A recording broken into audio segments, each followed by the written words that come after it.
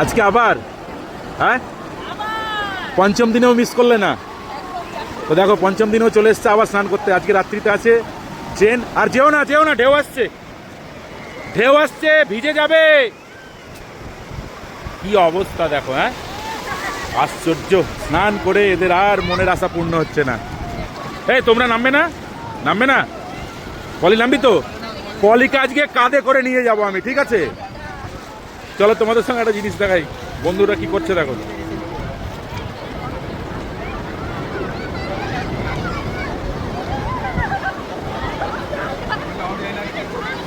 কি অবস্থা দেখো আমার ইচ্ছা ছিল এটা করে দেবে তুমি আমাকে আমার ইচ্ছা ছিল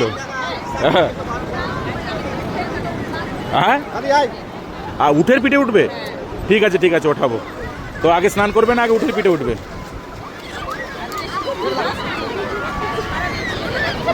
তাই আচ্ছা ঠিক আছে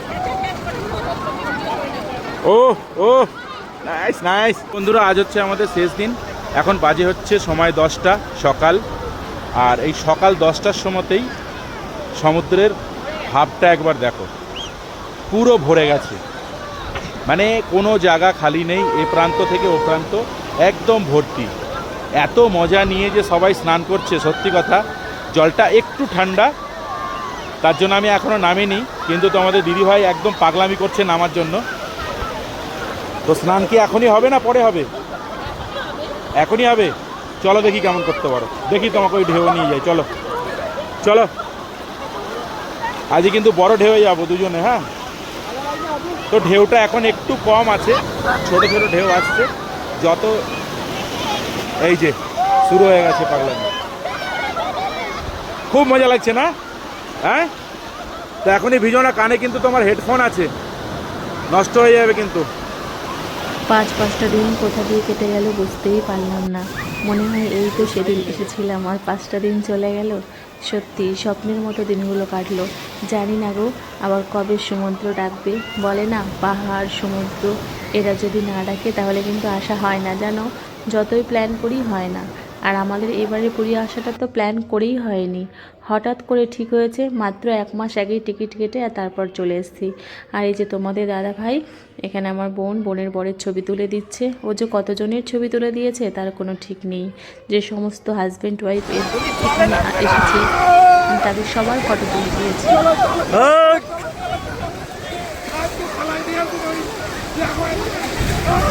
দেখো পাগলামির তো কোনো শেষ নেই আমাদের পাগলামি তো দেখলে আর এবার এই ভাইদের পাগলামি দেখো কি অবস্থা দেখেছো বালি গর্ত করে এক মানুষ গর্ত করে তারপর ওই ভাইকে ওখানে পুঁতে মানে রেখে দিয়েছে আর চশমা পরে কার্টুনের মধ্যে হয়েছে কি দারুণ লাগছে না বলো তো আমার তো ভীষণ আজব লেগেছিল আর আমি তো অনেক ভিডিও করেছি তাই দেখে আমার ছেলে মেয়েও বলছে মা আমার আর ভাইয়ের একটা ভিডিও করে দেবে তো মেয়ের এই বায়নাটা তো রাখতেই হয় বলো ওদেরও তো এই সুন্দর ছোটোবেলার এই যে ছবি ভিডিওগুলো এগুলোই তো ক্যামেরাবন্দি করার জন্য আসা কিন্তু নিজের ভিডিও করতে করতে না মাঝে মাঝে ভুলে যাই যে ওদেরও একটু ভিডিও করি তখন কিন্তু আমার মেয়ে মনে করিয়ে দেয় আমার মেয়ে বলে মা আমার একটা ফটো তুলে দাও আমাদেরও একটা ভিডিও করে দাও তখন ভীষণ খারাপ লেগেছে তাই তো আমার ভিডিও করতে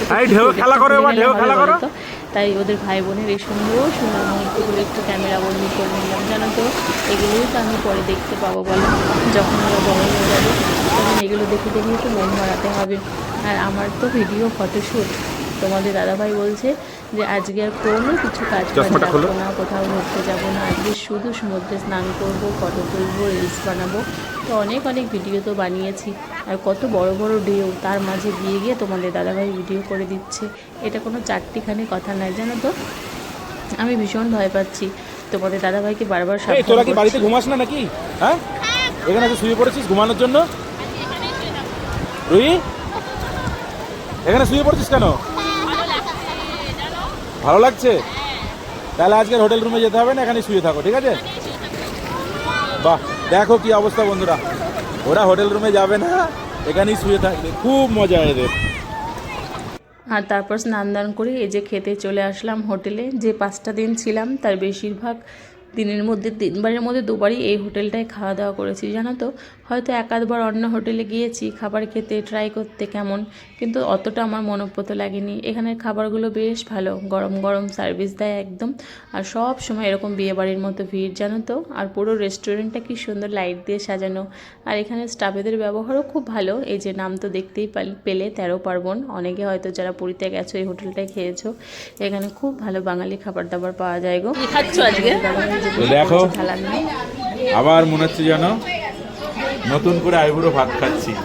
দিদি ভাই এই সমস্ত প্লেট অর্ডার করে সাজিয়ে দিয়েছে, বললো আজকে আবার ফের আইবুড়ো ভাত খেয়ে নাও। আইবুড়ো ভাতটা খেয়ে নিই চলো বন্ধুরা, টাটা। আজকে তো শেষ দিন, তো একটুখানি বিকালটা ফাঁকা ছিল, তো আমার বোনের বরের খুব ইচ্ছা হলো আর একবার জগন্নাথ মন্দিরে যাওয়া দর্শন করার। কিন্তু জগন্নাথ দেবের দর্শন হবে বলে মনে হয় না, কারণ ভেতরে ঢুকলে অনেকটা সময় লাগে।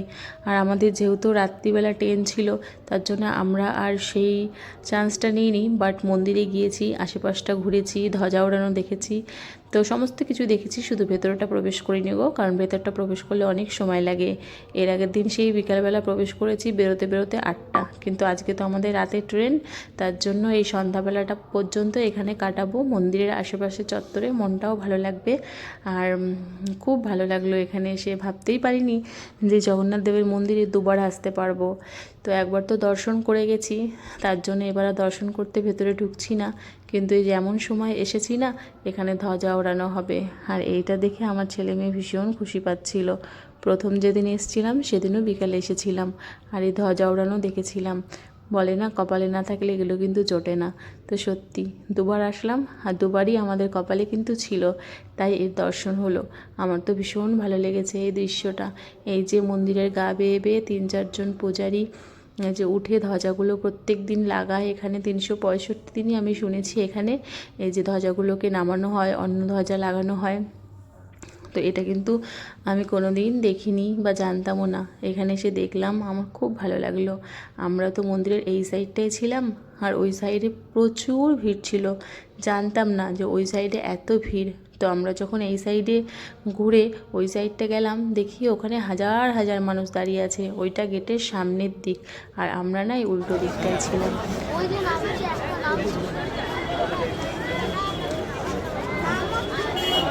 তো ঠাকুরের অশেষ কৃপা না থাকলে কিন্তু এগুলো হয়ও না, বুঝলে তো, আর কপালে জোটেও না। তো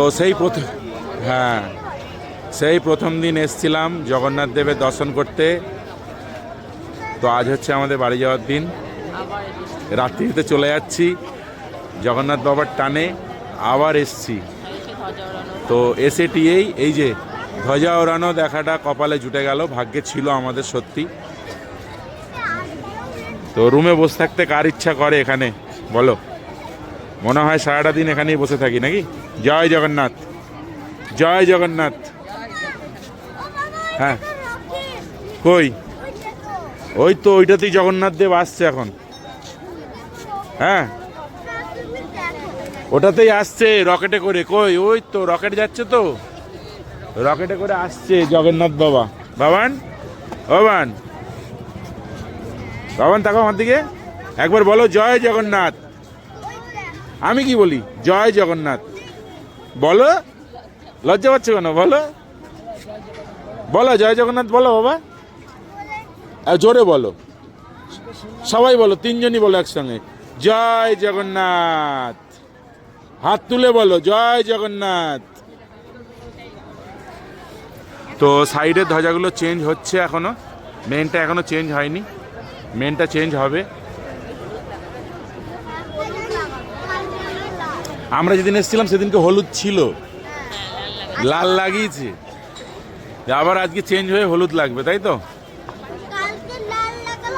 তো ওই যে দেখো মন্দিরের একদম মেন পয়েন্টে চূড়ার উপরে ধ্বজা চেঞ্জ করার জন্য 3 থেকে 4 জন উপরে উঠেছে।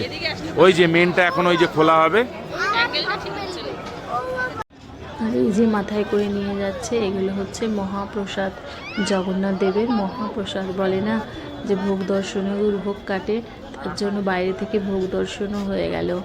তো এই ভোগও এখানে সবাই বসে খায়, এখানে সেই ভোগের জন্য অপেক্ষা করে। তো ভোগ দর্শনও হয়ে গেল, মন্দিরও দর্শন হয়ে গেল। এবার চারপাশটা ঘুরবো। তো ঘোরার পরে সন্ধ্যায় সন্ধ্যায় এখান থেকে বেরিয়ে যাব, কারণ এখনও টুকটাক কিছু প্যাকিং বাকি আছে। আর সবার জন্য কিছু বাইরে থেকেও প্রসাদ নিয়ে নেব। আর তারপরে চলে যাব খাওয়া দাওয়া করে সোজা স্টেশনে। তারপর আমাদের ট্রেন আছে, চলে আসবো বাড়িতে।